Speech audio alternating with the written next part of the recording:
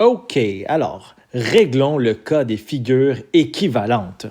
Des figures équivalentes, c'est quoi? C'est des figures en deux dimensions de même aire, le même nombre de centimètres carrés, par exemple. J'ai mis ici une petite diapositive avec 4 figures différentes. Bien, les 4 figures seraient équivalentes.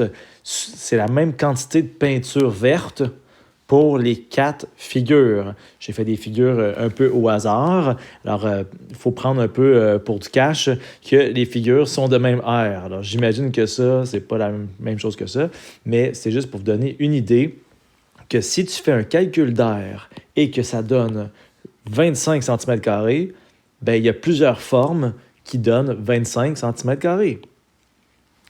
Souvent, dans ce chapitre, on va se servir de l'aire des triangles parce que, justement, dans les formes un peu comme celle-ci, on peut travailler avec des triangles ou des formes vraiment bizarres, là. Alors, ça vaut la peine de décomposer en triangles quand on est en mathématiques. Alors, il y a 3 formules principales pour l'aire des triangles.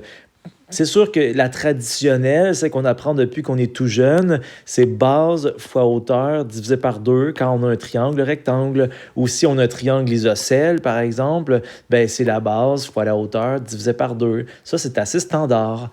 Mais plus qu'on avance dans le parcours secondaire, ben on n'a pas toujours ces mesures-là. Et il faut aller travailler avec les 2 autres formules. Et rond.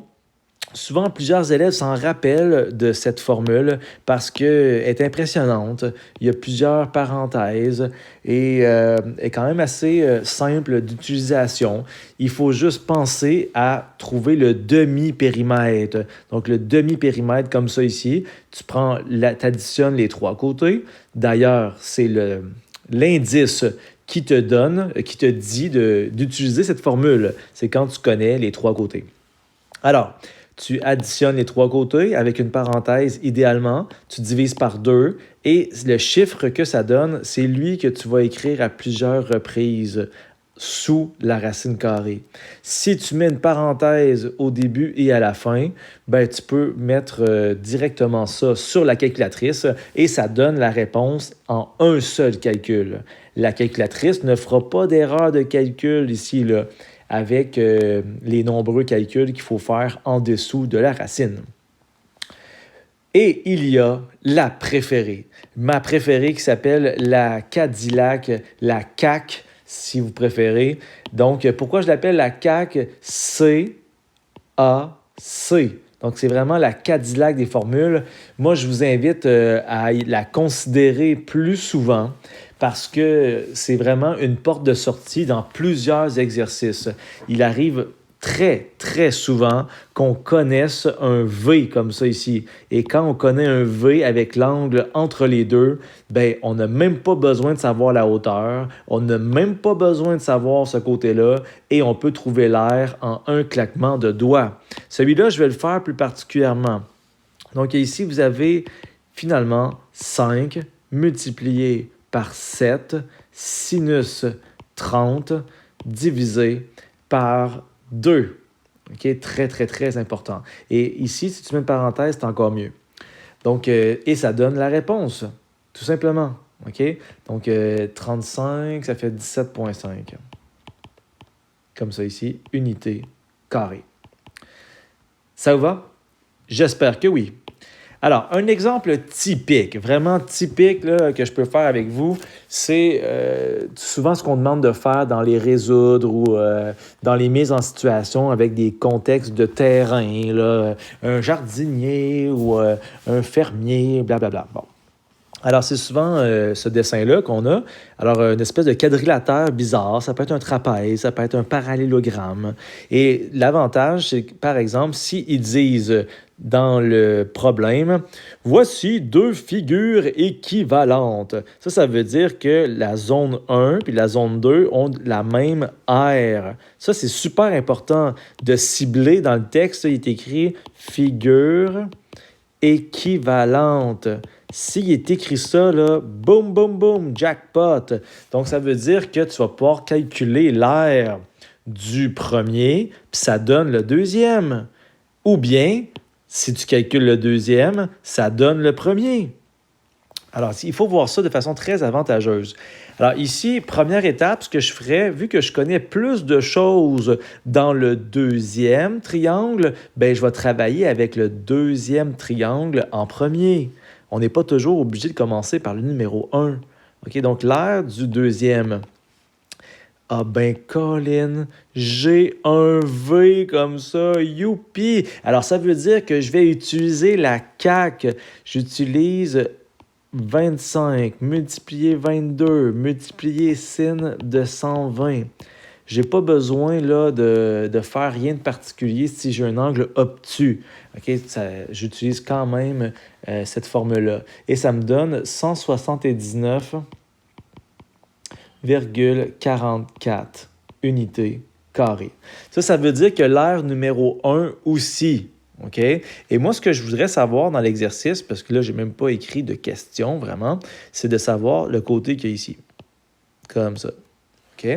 Alors, si je voulais savoir ce côté-là, ben, voyez-vous, je suis un peu bloqué, hein, parce que je connais juste des trucs dans le deuxième triangle. Mais étant donné qu'il y a des figures équivalentes, c'est de travailler dans le deuxième triangle va me permettre de jumper dans le premier.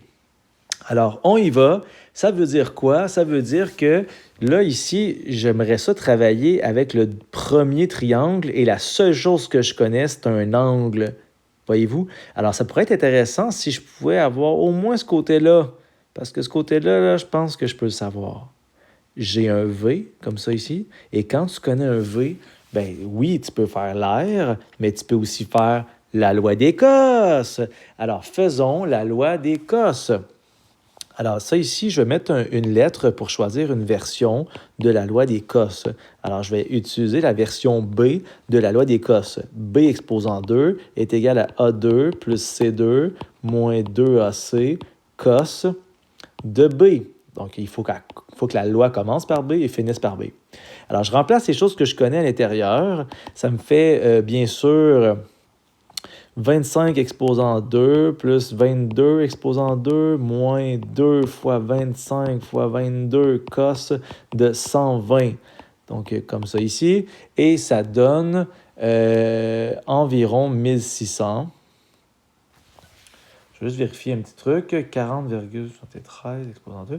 Ça fait 1658,93 pour être bien précis. Et ensuite de ça, on fait la racine carrée, bien sûr. Et ça nous donne 40,73. Ça veut dire que ça ici, là, boum, ce que je vais mettre en bleu, tiens, boum, boum, boum, c'est 40,73. Comme ça ici. Et là, regardez bien ce que je vais faire. Je vais me servir de l'aire de la section bleue. Donc, l'aire de la section bleue, je la connais. C'est la même affaire que la région verte, comme ça ici.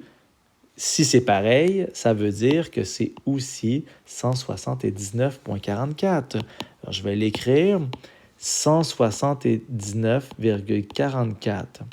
Et là, si je veux travailler avec le triangle et l'aire, ben, il ne faut pas penser toujours à base fois hauteur divisé par 2. Je ne peux pas travailler avec Héron non plus parce que je ne connais pas le troisième côté. J'en connais juste un.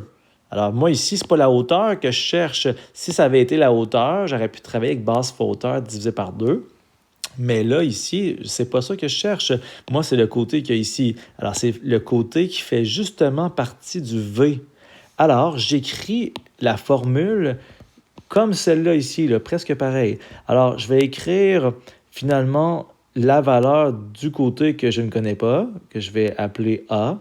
Ensuite de ça, je vais écrire 40,73, comme ça ici, c'est une virgule. Sinus 70, comme ça ici, divisé par 2. La seule chose que je ne connais pas là-dedans, c'est la lettre ici, c'est ça, là. Donc, c'est la lettre A, comme ça.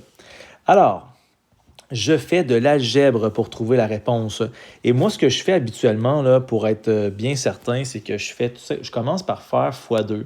Donc, mon 179,43, ben, je fais x2 de chaque côté. Des fois, je vois des élèves diviser par 2. Là. Donc, pour enlever un divisé, il faut faire un fois. Donc, on fait les opérations toujours au contraire. Ça me donne 358,86 est égal à 40,73 sin 70. Puis la lettre A, je vais la mettre à la toute fin si ça ne vous dérange pas. Okay? Au lieu de la mettre au début, je l'ai mis carrément à la fin. OK?